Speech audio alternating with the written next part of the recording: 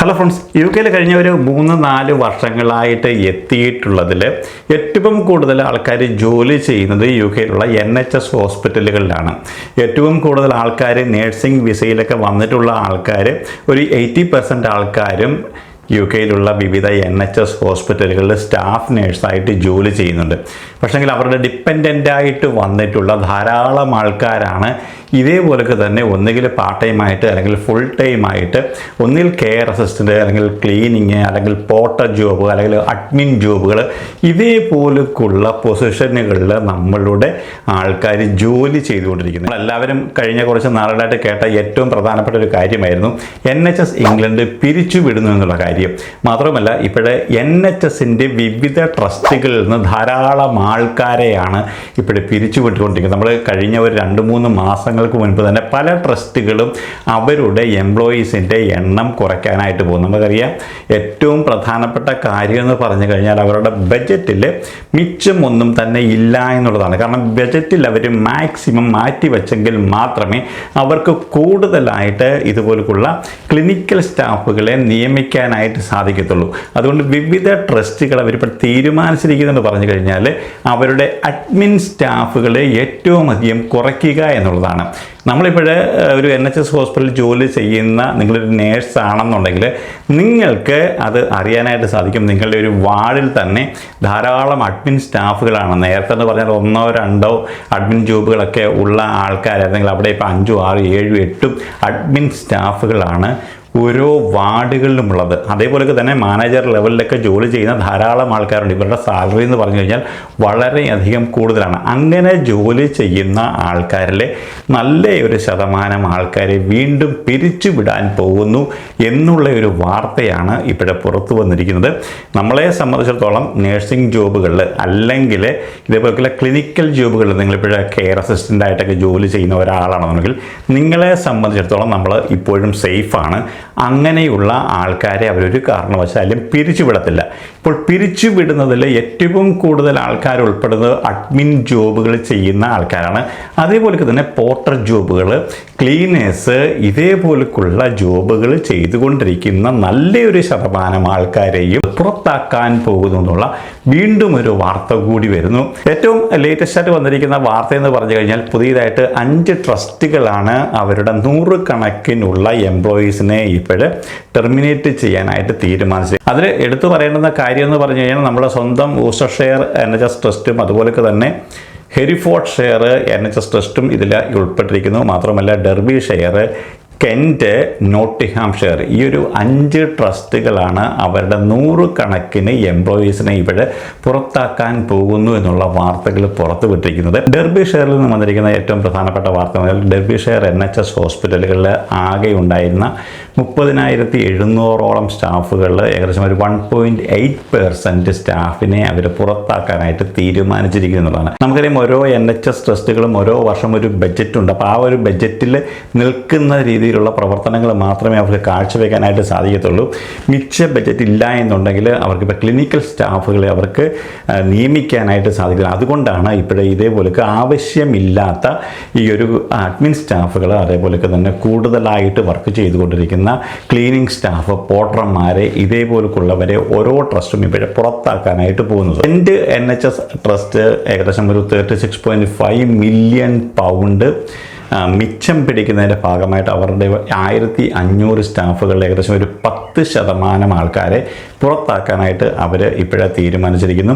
അതിൽ ഏറ്റവും കൂടുതലായിട്ട് ഇൻഫെക്ഷൻ കൺട്രോളർ, പോർട്ടർമാർ, അതേപോലെയൊക്കെ തന്നെ ഈ ഒരു ക്ലീനിങ് സ്റ്റാഫ്, ഇതേപോലെയുള്ള ആൾക്കാരെ ആയിരിക്കും അവരും പുറത്താക്കുന്നത്. നോട്ടിംഗ്ഹാംഷെയർ NHS ഹോസ്പിറ്റൽ ട്രസ്റ്റിൽ ഏകദേശം ഒരു 18,300ഓളം ആൾക്കാരാണ് ടോട്ടലി അവർ വർക്ക് ചെയ്തുകൊണ്ടിരിക്കുന്നത്.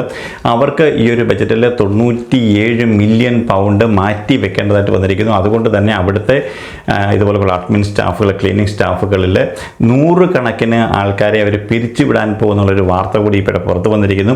വിവിധ NHS ട്രസ്റ്റുകൾ നമ്മൾ ഇംഗ്ലണ്ടിൽ ഉടനീളം നമുക്ക് കാണുന്ന ധാരാളം ആൾക്കാരെയാണ് ഇപ്പോൾ പിരിച്ചുവിടുന്നത്. അപ്പോൾ ഇങ്ങനെ പിരിച്ചുവിടുന്ന ആൾക്കാരിൽ നല്ലൊരു ശതമാനം നമ്മുടെ മലയാളികൾ ഉൾപ്പെടെ ഉള്ളവരായിരിക്കും. കാരണം ഞാൻ നേരത്തെ പറഞ്ഞതുപോലെ തന്നെ ഒരു ഡിപ്പെൻഡൻറ്റ് വിസയിലൊക്കെ വന്നിരിക്കുന്ന ഏറ്റവും കൂടുതൽ ആൾക്കാർ ജോലി ചെയ്യുന്ന ഒന്നിൽ ക്ലീനിങ്ങിലോ അല്ലെങ്കിൽ പോർട്ടർ ജോബുകളോ അല്ലെങ്കിൽ അഡ്മിൻ ജോബുകളോ ഒക്കെ ആയിരിക്കും. കെയർ വർഷങ്ങളായിട്ടൊക്കെ ജോലി ചെയ്യുന്ന ആൾക്കാരുടെ കാര്യത്തിൽ വലിയ കുഴപ്പങ്ങളൊന്നും ഇതുവരെയും ഇല്ല. കാരണം കേഡർമാരെയൊക്കെ ഇതുവരെ അവർ ടെർമിനേറ്റ് ചെയ്തിട്ടില്ല. ഇനിയിപ്പോൾ നല്ലപോലെ പെർഫോം ചെയ്യാത്ത ആൾക്കാർ, അല്ലെങ്കിൽ നല്ലപോലെ ജോലിക്ക് ചെല്ലാത്ത ആൾക്കാർ, അല്ലെങ്കിൽ സിക്ക് കൂടുതൽ വിളിക്കുന്ന ആൾക്കാരൊക്കെ നിങ്ങളുടെ ജോലി തെറിക്കാനുള്ള സാധ്യതകൾ വളരെയധികം കൂടുതലാണ്.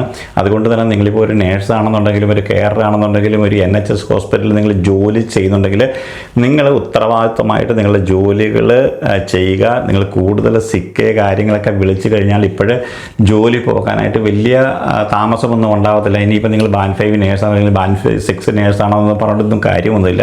കാരണം ഇപ്പോഴ് ഇഷ്ടം പോലെ നേഴ്സസാണ് ഇവിടെ പിന്നമ്പരുമായിട്ട് ജോലിക്ക് വേണ്ടി വെയിറ്റ് ചെയ്യുന്നത്. അപ്പോൾ അതുകൊണ്ട് നിങ്ങളിനിയിപ്പോൾ ഒരു സീനിയർ നേഴ്സ് അല്ലെങ്കിൽ നിങ്ങളൊരു ബാൻഡ് 6 അല്ലെങ്കിൽ ബാൻഡ് 5 നേഴ്സൊക്കെയാണ് എൻ്റെ ജോലി ഒരിക്കലും പോകത്തില്ല എന്ന് പറഞ്ഞിട്ട് എന്തും കാണിക്കാമെന്നുള്ള ആ ഒരു രീതിയൊക്കെ മാറി നിങ്ങൾ കുറച്ചുകൂടി നിങ്ങളുടെ ജോലിയിൽ റെസ്പോൺസിബിലിറ്റി കൂടുതൽ കാണിക്കുക. എങ്കിൽ മാത്രമേ നിങ്ങൾക്ക് പിടിച്ചു നിൽക്കാനായിട്ട് സാധിക്കത്തുള്ളൂ.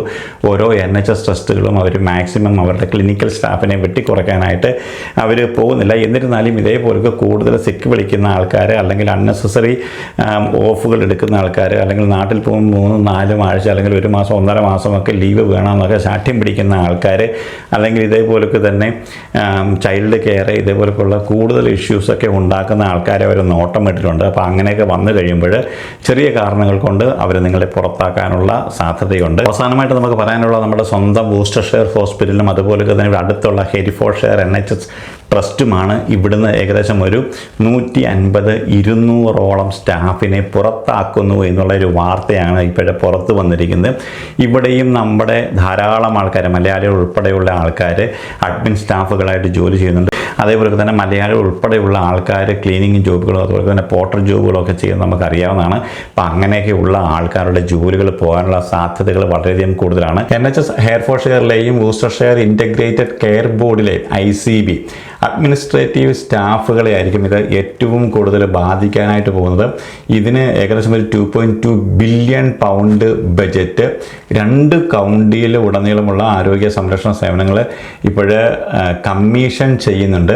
അപ്പോൾ ഈ ഒരു വൂസ്റ്റർഷെയർ ഇൻ്റഗ്രേറ്റഡ് കെയർ ബോഡിയിൽ ധാരാളം ഇതേപോലെയുള്ള അഡ്മിൻ ജോബുകൾ ചെയ്തുകൊണ്ടിരിക്കുന്ന ആൾക്കാർക്ക് ജോലി നഷ്ടപ്പെടാൻ പോകുന്നു എന്നുള്ളൊരു കാര്യമാണ് ഇപ്പോഴ് പുറത്ത് വന്നിരിക്കുന്നത്. അതുകൊണ്ട് തന്നെ വൂസ്റ്റർഷെയർ NHS ഹോസ്പിറ്റലും അതുപോലെ തന്നെ ഹെയർഫോർഡ്ഷെയർ NHS ഹോസ്പിറ്റലിൻ്റെ ICBകൾ തമ്മിൽ ഒന്നിച്ച് ഒറ്റയ്ക്ക് പ്രവർത്തിക്കാനായിട്ട്, അത് രണ്ടും കൂടെ സംയോജിപ്പിച്ച് പ്രവർത്തിക്കാനായിട്ട് പോകുന്നു. അപ്പോൾ അങ്ങനെ പ്രവർത്തനത്തിലേക്ക് വരുമ്പോൾ കൂടുതൽ പണം അവർക്ക് മിച്ചപ്പെടുത്താനായിട്ട് സാധിക്കും. നിങ്ങൾ ഇപ്പം ഒരു കെയറാണെന്നുണ്ടെങ്കിലും നേഴ്സാണെന്നുണ്ടെങ്കിലും ഡോക്ടറാണെന്നുണ്ടെങ്കിലും മാക്സിമം നിങ്ങളുടെ ജോലിയിൽ 100% എഫർട്ട് ഇടുക എന്നുള്ളതാണ് ഇപ്പോഴും നമ്മൾ ചെയ്യേണ്ടത്. അങ്ങനെ ചെയ്തു കഴിഞ്ഞാൽ നിങ്ങൾക്ക് യാതൊരു കാരണവശാലും പേടിക്കേണ്ടതായിട്ട് വരത്തില്ല. കാരണം NHS ഹോസ്പിറ്റലുകളിൽ ഇപ്പോൾ ധാരാളം നേഴ്സസിൻ്റെ വേക്കൻസികളാണുള്ളത്. അപ്പോൾ അതുകൊണ്ട് തന്നെ ഒരു നേഴ്സ് എന്തെങ്കിലുമൊക്കെ ഇതേപോലെയുള്ള കാര്യങ്ങൾ കാണിച്ചു കഴിഞ്ഞാൽ അവർക്ക് വെളിയിലേക്ക് പോകാനുള്ള സാധ്യതകൾ വളരെയധികം കൂടുതലാണ്. അതുകൊണ്ട് എല്ലാവരും തന്നെ സുരക്ഷിതരായിട്ട് കുറച്ചുകൂടി റെസ്പോൺസിബിലിറ്റി, കുറച്ചുകൂടി എഫർട്ട് കൂടുതൽ ഇട്ടുകൊണ്ട് നിങ്ങളുടെ ജോലികൾ ചെയ്യുക.